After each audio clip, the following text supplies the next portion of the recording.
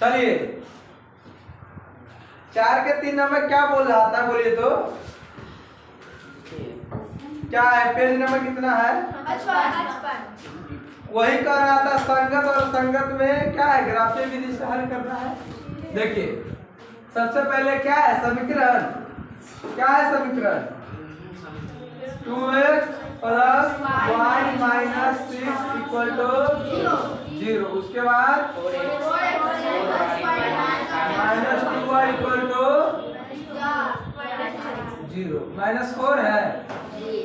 अच्छा है यार, बोलिए a1 equal to 2, b1 equal to c1 equal to a2 equal to b2 equal to c2 equal to, इसलिए a1 बटे a2 equal to 2/4 यानी 1/4 यही ना होगा। b1 बटे b2 इक्वल टू क्या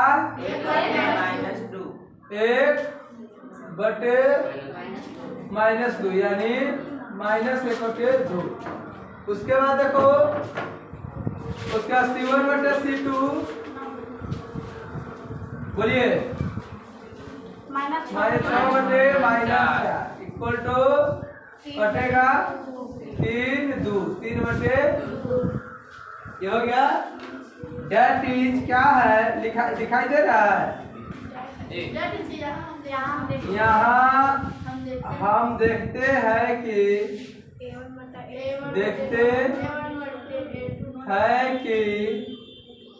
a1 बटे a2 not equal to b1 बटे, ठीक है। तब क्या होगा,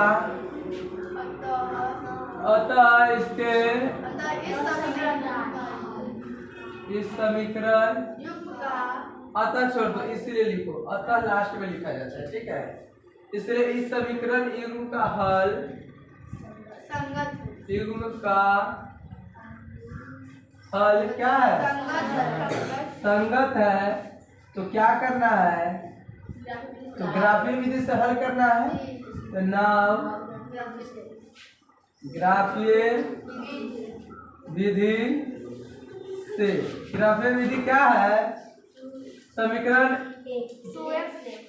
2x plus y equal to 1 और उसके बाद 4x minus 2y minus 4 equal to, इसको समीकरण तो क्या करते हैं, समीकरण 1 से समीकरण 1 क्या है 2x plus y minus 6 equal to.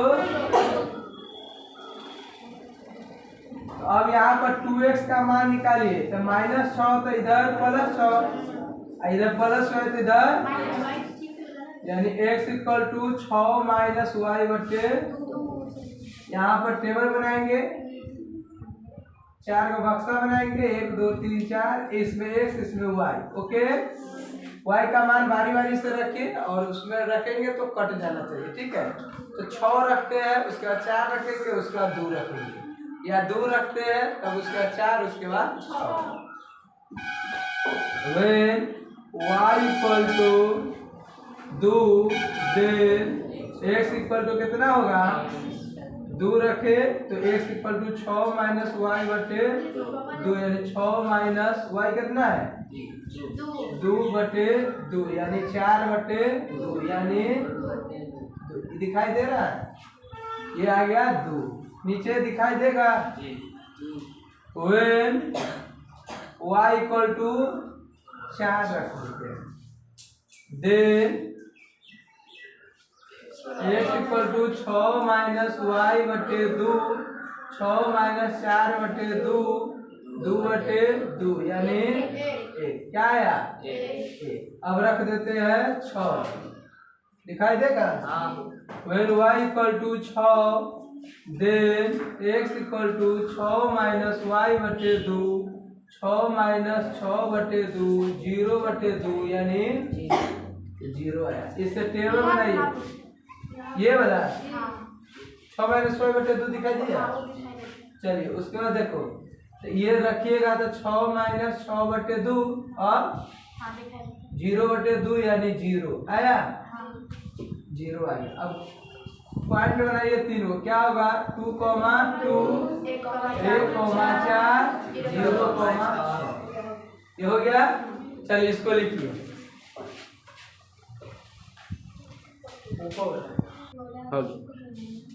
अब चलेंगे किससे, पुनः समीकरण किससे बोलिए, समीकरण 2 से। समीकरण 2 क्या है, 4x minus 2y minus 4 equal to, तो ये क्या होगा 4x इक्वल टू प्लस 4 तो इधर माइनस 4 तो इधर प्लस 4, इधर प्लस 2y तो इधर माइनस 2 तो इधर प्लस 2y, यानी x equal to 4 plus 2y बटे 4।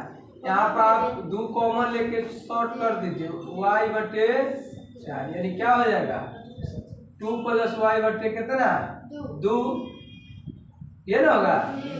अब बारी बारी से मान रखेंगे, पहले बक्सा बना दीजिए, 1 2 x, एगो में y, एगो में मान रखिए बारी बारी से। बोलिए कितना रखे, where y equal to 0, then x equal to 2 plus y बटे 2, 2 प्लस 0 बटे 2 यानी 2 बटे 2 यानी 1, तो 0 रखे तो 1 आया, ओके।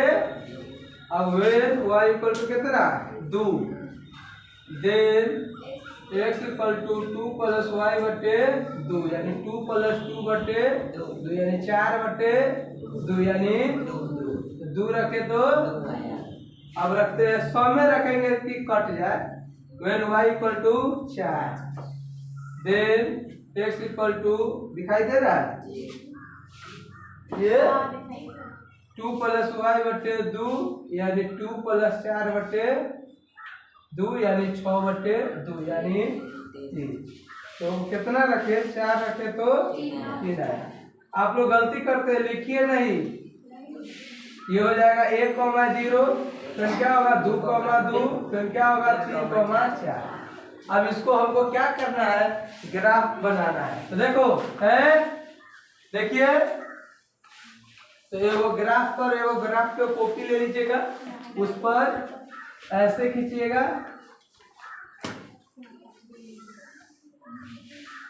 कितना अच्छा, इसको x, इसको y, इसको x डैश, इसको ऐसे समान काटिएगा, 1 2 3 4 5 6, 1 2 3 4 5 6, 1 2 3 4 5 6, 1 2 3 4 5 6, 1 2 3 4 5 6, 1 2 3 4 5 6, -1 -1 -2 -3 -4 -5 -6, -2 -3 -4 -5 -6। पहले का क्या है 2,2 यानी कि x एक्सिस 2 और y एक्सिस भी 2, तो 2,2। उसके बाद क्या है दूसरा का 1,4, x एक्सिस 1 और y एक्सिस 4 यानी 1,4। उसके बाद क्या है 0,6 यानी कि यहाँ, ठीक है, स्केल लाइए बड़का 0, सही है। अब इसको इस तीनों लाइन को मिला दीजिए, यहाँ धरिएगा, ठीक है, ऐसे मिला दीजिएगा, ग्राफ पर आप लोगों के बीच में आएगा, तो इस ऐसे लिख दीजिएगा, और उसके बाद इस समीकरण का नाम देंगे, लेकिन अभी नहीं। दूसरा का क्या है बोलिए 1,0, x एक्सिस कितना है x को 1,0 यानी x एक्सिस गया हुआ यहाँ पर, ऊपर तो हमको नहीं है, 1,0। उसका y क्या है 2,2 यानी यहाँ पर। उसके बाद क्या है 3,4 यानी x एक्सिस 3 और ऊपर 4 यानी यहाँ तक है, यानी इसको मिला दीजिए।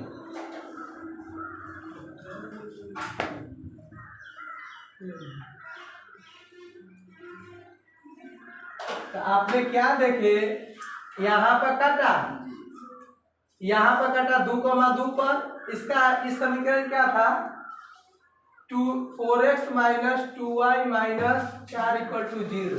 अब पहले का क्या था, बोलो जल्दी, पहले का क्या था, 2x plus y minus 6 equal to 0। अब ये दोनों के मिल के कहाँ पर काटा, इस बिंदु पर काटा ना, इसलिए x y बराबर कितना है, कटान बिंदु 2 है। अतः क्या निकालना था, हल करना था, कथी कर रहा है, हल कीजिए। तो अतः x बराबर, बोलो ना, 2 और y बराबर 2 ये है, यही आपका क्या है, आंसर है। लिखिए इसको ऊपर ऊपर ऊपर। चलिए अब 4 नंबर क्वेश्चन के समीकरण पढ़िए आप लोग, ये समझ गए। अब देखिए नेक्स्ट, अब नेक्स्ट देखिए समीकरण क्या है, 2x minus 2x minus 2y minus 2 2y minus 2 equal to 0। उसके बाद 4x minus 4y minus 5 equal to 0। अब बोलिए here a1 equal to b1 equal to ये होगा, ये minus 2 c1 equal to minus 2। अच्छा ई रहता इधर ना, तो एक फॉर्म में करते, मान लीजिए ये 5 रहता इधर, तो ई इसको कर देते हैं ना, तो ई इसको करते हैं, ठीक है, सेम रहना चाहिए।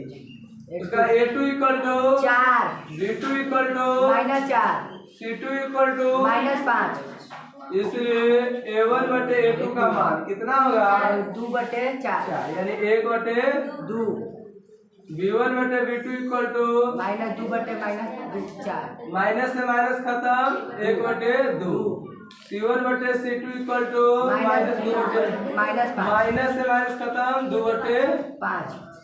ये तो इसके बराबर है, लेकिन ये बराबर नहीं है। देखो यहाँ हम देखते हैं कि यहाँ हम देखते हैं कि a1 बटे 2 इक्वल टू b1 बटे b2 not equal to c1 बटे c2। अतः इस समीकरण नहीं, यही में नहीं, अब अतः लास्ट है। अतः इस समीकरण युग्म का हल असंगत है। असंगत है तो ग्राफीय विधि से हल नहीं ना करना है, नहीं, यही कुछ छोड़ दो। ओके चलिए लिखिए जल्दी। चलिए आप लोग बोलिए, 5 नंबर पढ़िए तो क्या कहता है, एक आयताकार बाग जिसकी लंबाई चौड़ाई से 4 मीटर अधिक है का अर्ध परिमाप 26 मीटर है। बाकी विमाय ज्ञात है, विमाय का मतलब हो गया लंबाई और चौड़ाई। तो इस प्रकार के क्वेश्चन को कैसे बनाएंगे, सबसे पहले देखो नहीं देख रहे, आयत किसको कहते हैं, ऐसा चतुर्भुज जिसके आमने सामने की बराबर और प्रत्येक को 90 डिग्री का हो उसे आयत कहते हैं। अब देखो बस ग्राफीय विधि था, वे हो गया खत्म। जी जी। अब जल्दी जल्दी क्वेश्चन बनेगा। एक आयताकार बाग, बाग मतलब बगीचा वाला है। जी जी। मान लीजिए यही प्लॉट ले लीजिए पूरा, तो इसमें एगो लंबाई है एगो चौड़ाई, यही ले लीजिएगा। तो ये लंबाई हो गया, ये चौड़ाई हो गया। तो लंबाई कुछ ज्यादा है चौड़ाई से, क्वेश्चन के अनुसार कहता लंबाई जो है ना चौड़ाई से 4 मीटर अधिक है। मान लीजिए ये अगर मान लीजिए लंबाई x है और चौड़ाई y है, तो उस प्रकार से बनाना है, समीकरण है। तो 2 चौड़ाई मान लेंगे, माना कि अर्ध परिमाप जानते हैं जी।